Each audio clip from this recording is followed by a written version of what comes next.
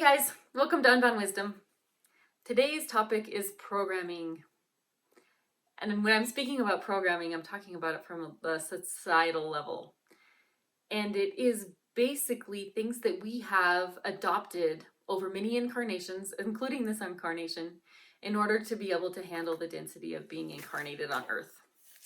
So as starseeds, as lightworkers, as highly sensitive beings, it's difficult to be in this density.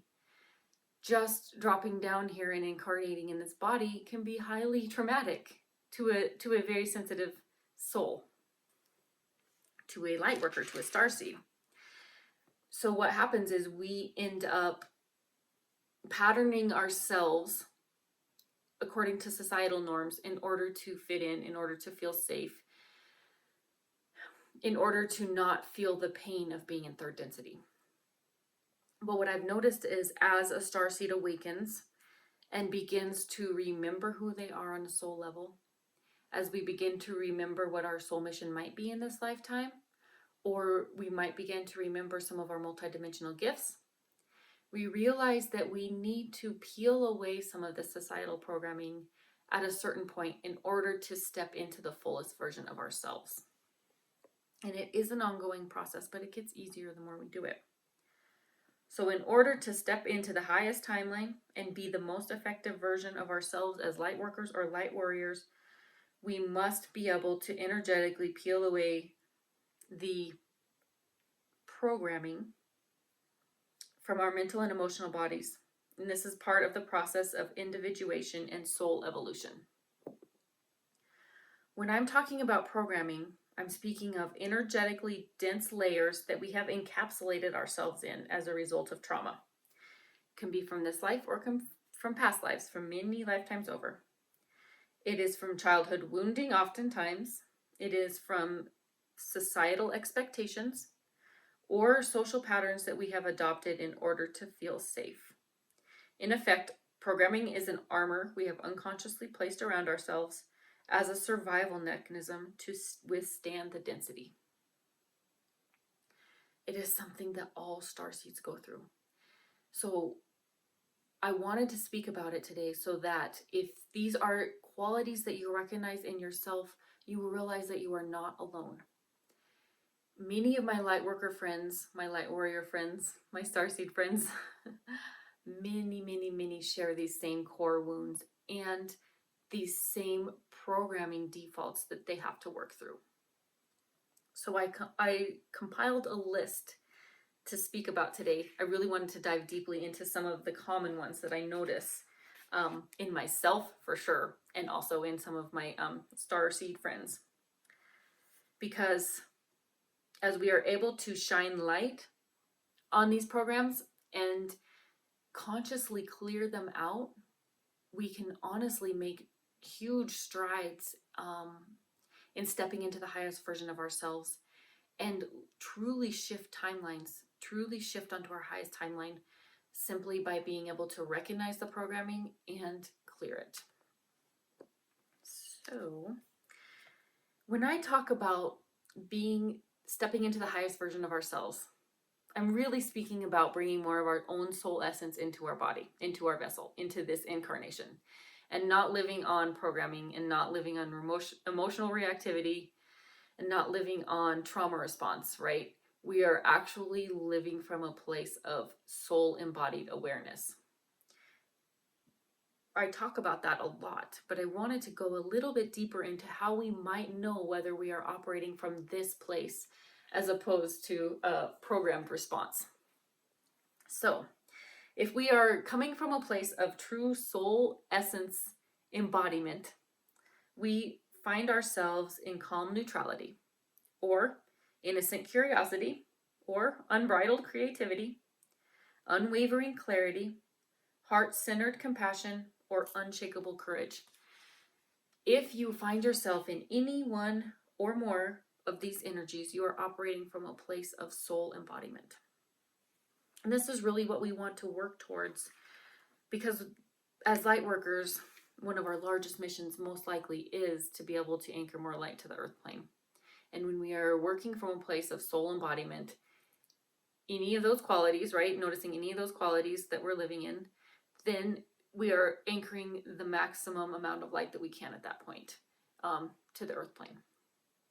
If we are operating from a place of unconsciousness, unconscious behavior, emotional wounding, trauma response, societal programming, then we're not able to embody the most light. We're not able to anchor the most light to the planet because we are not operating from a place of soul embodied essence, right?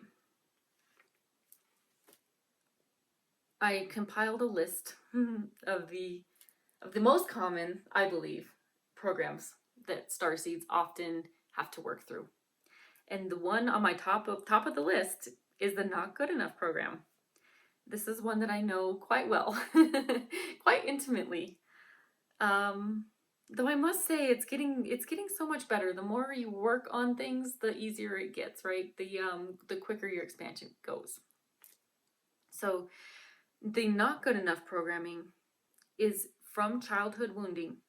It's surrounding being silenced for being our authentic selves. We are not understood or celebrated for our authenticity, so we learn that we must change ourselves or mask our authenticity to fit into societal molds. So oftentimes we are very sensitive as children, and even like potentially well-meaning parents might be a little bit intimidated by our sensitivity, and they might not know how to handle it.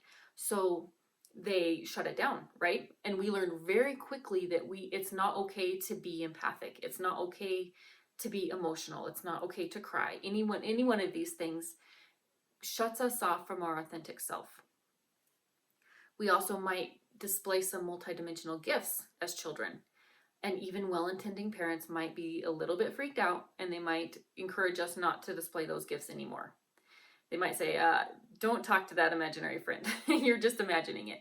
Or they might say, oh, that was just a dream. You're just making that up. Or, whatever it is, it truly is that oftentimes they're coming from a well-intended place, but they just don't understand their starseed child, right? So we learn quite quickly to mask our true selves in order to fit in. This can also be from past trauma where we faced exile in past lives. We were either exiled, or we were beheaded for being different, or we were burned at the stake, or condemned. Any one of these terrible fates that happen to starseeds for being different than is deemed normal in society. Those are traumas that we store and we can bring with us incarnation over incarnation over incarnation. But as soon as we are aware of that, we can clear them out. When we learn that we have to change ourselves or mask ourselves to fit into societal molds, it leads to an ongoing battle within us as we begin to perceive our true self, our authentic self, as less than, as not good enough, as not correct, not right. So then we bring the story onto ourselves. It's like an inner battle in between our authentic self and the societal paradigm that we're supposed to fit in.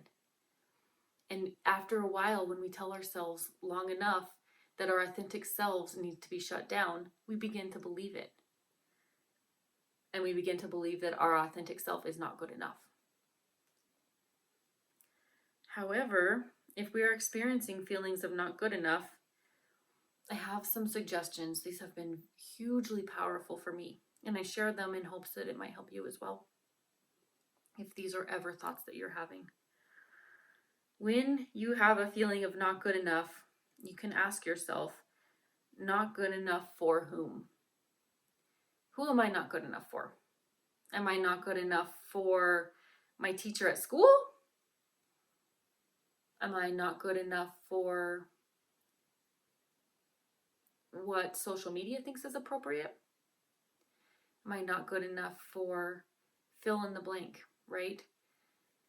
Because as we grow up and we go to school and we learn that there's a certain way to do things and there's a certain box to fit in. And if we don't, then we're not good enough. Or maybe we, are raised as children and we don't necessarily fit into our family paradigm and we're not good enough. You can really dive deeply into not good enough for who. Am I not good enough for my school? Well, maybe that's not the right school for me. Am I not good enough for my job? Well, maybe that might not be the best job to have, right? That might not be the best representation of my own soul essence. Really diving in and asking ourselves with sincerity, who am I not good enough for? Also, how exactly am I not good enough? What part of my own true soul essence, the curiosity, the courage, the creativity, what about that is not good enough? Right? You can ask yourself, is this real self-doubt, or is it a story we have told ourselves so many times that we begin to believe it? Is it a feeling of not good enough due to us still buying into societal or cultural expectations to some degree? Is this a real not good enough, or is this only an illusion? Is this only a story that we've been telling ourselves so many times that now we believe it, or we've heard so many times from outside forces that now we believe it? Really interesting questions to ask of yourself, and very powerful, because in the end, you might realize that your feeling of not good enough is actually an illusion, right? Closely tied to the not good enough program is the visibility program, I call it. And this really is just fears or blocks around being visible or putting ourselves out there. This results again from childhood or past life trauma, that we erected a protection mechanism around ourselves to hide or shut ourselves down because we feel unsafe to put ourselves out there or to be seen. We're afraid of being shut down, so we shut ourselves down first. We dim our own light. We don't speak about things like, multidimensional experiences that we've had. We don't even speak about our emotions sometimes. We kind of just want to hide because we're afraid of what has happened to us in the past. And we learned that expressing ourselves in a true manner sometimes doesn't feel safe. So the visibility piece is quite closely tied to the not good enough piece, as well as the fitting in or being normal program. This one is also closely tied. So humans are social by nature, and we feel drawn to conform on some level to be accepted. However, when we have deep self-love and self-acceptance, we will not feel the need to conform to the masses, and we will draw others to us who are appreciative of who we are as authentic beings. Quite normal to want to fit in, quite normal to feel like we need to change ourselves in order to fit in, because we are quite different. We're very different than a lot of people in society, and definitely different than a lot of the expectations that are put upon us. However, when we begin to embody more of our own true soul essence, begin to cultivate self-love and self-acceptance, we no longer feel the need to conform to the masses. This is truly magical. There's been many times in my life where I didn't think this was possible. I would have teachers that would tell me, one day it's not going to matter whether you fit in or not. One day you're not going to care if you seem weird to society, right? And at the time, I didn't believe them. I thought, I'm just not so sure that can ever possibly happen. But it did. It did happen. Because as I began to embody more of my own self-love and self-trust and self-acceptance, it really did not matter what anyone else was doing or saying or thinking out in the world. I did not feel the need that I had to fit in with everyone else around me or with the consensus state, right? I was completely fine and am completely fine being a little weird, being a little wacky, and it's fine because it's me. I'm being myself, and it feels amazing. And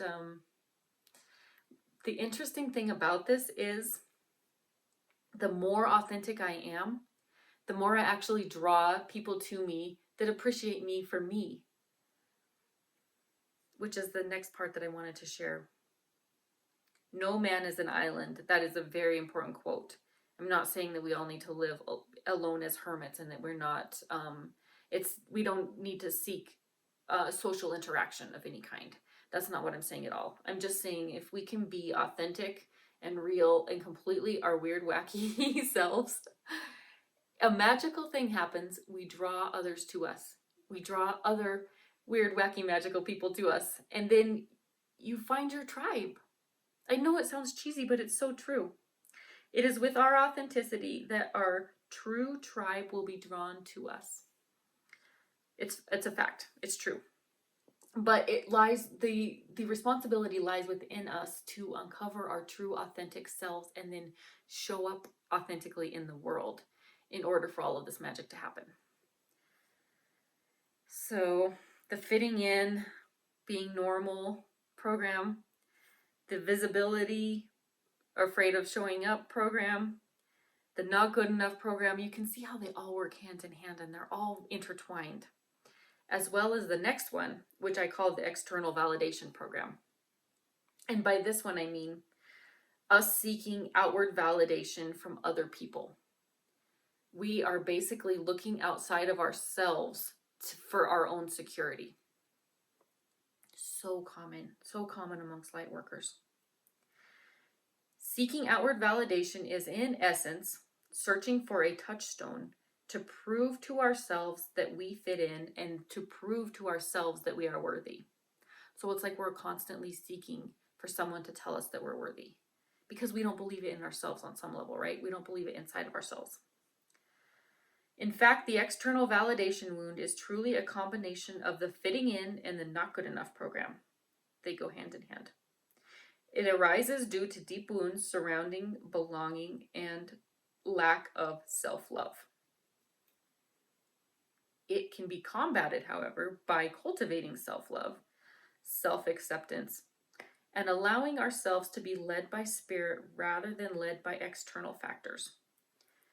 Instead of looking outside of ourselves to make sure that we're doing good, like, are we popular enough?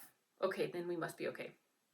Are other people perceiving us in the right way? Okay, then we must be okay on the inside. Are we getting external compliments? Okay, then what I'm doing is fine. Instead of looking externally for this validation, we instead allow ourselves to be led by spirit. It means becoming secure in our own inner knowing and allowing our path to be illuminated by our own joy and passion. Allowing our path to be illuminated by our own joy and passion instead of by external things like money, like likes on social media, like popularity in school. My path is led by my own passion. It is led by spirit. It is led by my own joy, not what other people are doing or thinking or saying about me. So it's difficult to get there. It really is. But it is a program that once we shed, we truly step onto our highest timeline as light workers. We truly do. And then we draw others to us. It's quite magical.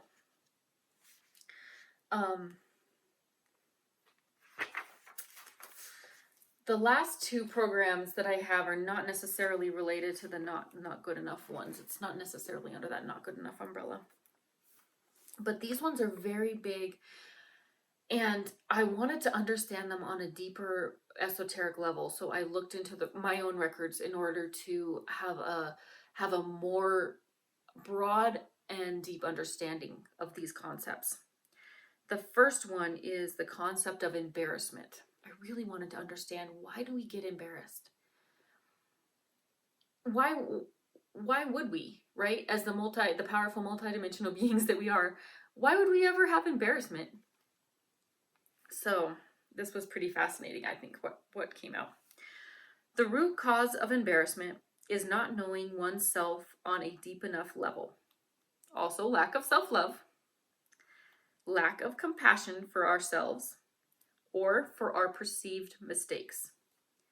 If we strive to align our heart and soul with each word, action, and emotion, we are secure in our own self-love, and embarrassment cannot exist. Embarrassment is a socially engineered program designed to influence us to walk a straight line, so to speak. We are taught to be embarrassed or feel shame for any action or speech that doesn't fit the societal paradigm. With trauma comes projection as well. We can project that our actions don't fit the societal paradigm, and then we put guilt and shame and embarrassment upon ourselves. This loop cannot happen if we are operating from a place of heart and soul aligned intention with our thoughts, actions, and words. In this instance, even if we do something that may be socially perceived as a quote-unquote mistake, we feel no shame or guilt or embarrassment because we have compassion for ourselves and we can recognize the lessons available as a result of the quote-unquote mistake. Embarrassment also holds an element of rigid black or white thinking or expectations of perfection. So there is a lot, There is a lot rolled up into that. A lot.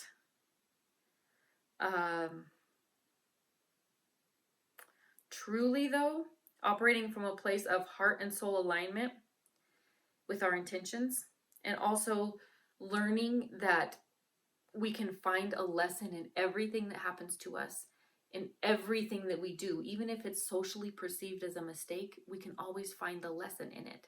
Having self-love, having self-compassion, not expecting perfectionism from ourselves, and being more fluid in our thinking as far as there's not a right or wrong way all the time. Never. Not a right or wrong way. And there's not only one way. And the way that I think now is going to change and evolve as I change and evolve and grow. I'm not going to be the same river today as I am next week, as I am the next year, right? Because if we're doing things right, we're expanding. Our consciousness is expanding. We're understanding things on a deeper level. So we can't expect to have rigid black or white thinking. So rigid black or white thinking can lead to feelings of embarrassment, right? And also the perfectionism thing. So on a societal level, if we're looking at it from that lens, perfection is not possible. It is not possible to be perfect from a societal view. If we're looking at it from a higher level, like esoteric or soul level view, we're already perfect. So in the end, perfection is a fool's errand, no matter which way you slice it, right? Seeking perfection is a fool's errand. So a lot rolled up into the concept of embarrassment, a lot. Truly just having compassion for ourselves and finding the lesson in everything is the key to overcoming even putting embarrassment upon ourselves, right? To overcome the embarrassment program. And the last one that I had was jealousy. This one's a big one because comparison and jealousy in my mind fall on the same spectrum. It's just the level of insidiousness that's involved will determine whether it's comparison, which is, I believe, healthy, can be healthy, or jealousy, which I believe can be quite toxic.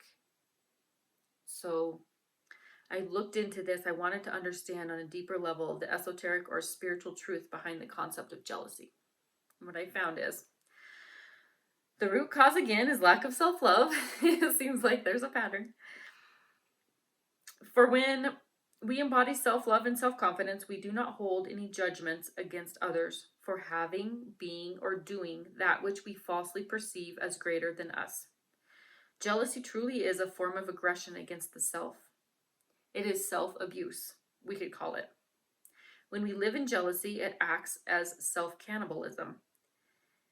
It acts as a darkness within us that feeds upon our light, and festers, which leads to more self-loathing. The interesting part about jealousy is that when we project it outwards towards another, it comes back to grow inside of us like mold. Jealousy has nothing to do with the other person and everything to do with us and our relationship with ourselves. Our degree of jealousy is directly related to our degree of hate or distrust for our own selves. How big is that? Our degree of jealousy is directly related to our degree of hate or distrust for our own selves. And cultivating self-love and acceptance are the surefire ways of overcoming a jealous disposition or nature. So when I speak about comparison and jealousy being on the same spectrum, I believe that we can compare two things. We can even compare ourselves to another person. As long as there's not an emotional charge that goes along with it or some kind of judgment attached to it, I think that comparison can be healthy because it can help us to grow. I can look at another person and compare myself to them, and I can say, wow, I really love this about them. I would love to be able to embody more of that quality, right? For instance. But if it slips into the area of jealousy, then it becomes unhealthy, which would mean that we are feeling, there's an emotional charge to it. There's a feeling of not good enough. We're either hating on ourselves or we're projecting that hate towards them, which, like I just said, comes back inside of us to grow like mold. That's when the comparison spectrum shifts to jealousy, and that's when it is unhealthy and toxic. And as a program, as a societal program that we might be running, it dims our light terribly. It dims our light terribly and keeps us from our highest timeline. So when I had finished all of this investigation, I noticed that most everything leads back to self-love. It's true. It really is true. So I will be doing another video when I feel called about the power of self-love, because I genuinely believe that embodying that, truly embodying that, is the key to everything. It is the key to genuine joy, to inner peace. I think it's the key to outer peace too, because if everyone in the world genuinely embodied self-love, there would be peace on earth, right? Because there would be no jealousy. There would be no anger or aggression towards other people. But embodying genuine, true self-love is the key to fulfillment, personal fulfillment, to creative expression, to conscious expansion, and to our authenticity. I don't personally believe that we can show up in the world authentically without first embodying true self-love. So with that, I really hope that everything we went over today was helpful. As always, I'm available if you guys want to speak with me for any reason, or if I can help in any way, please reach out. I'm absolutely ready and willing to help. Until next time, thank you guys so much for being here.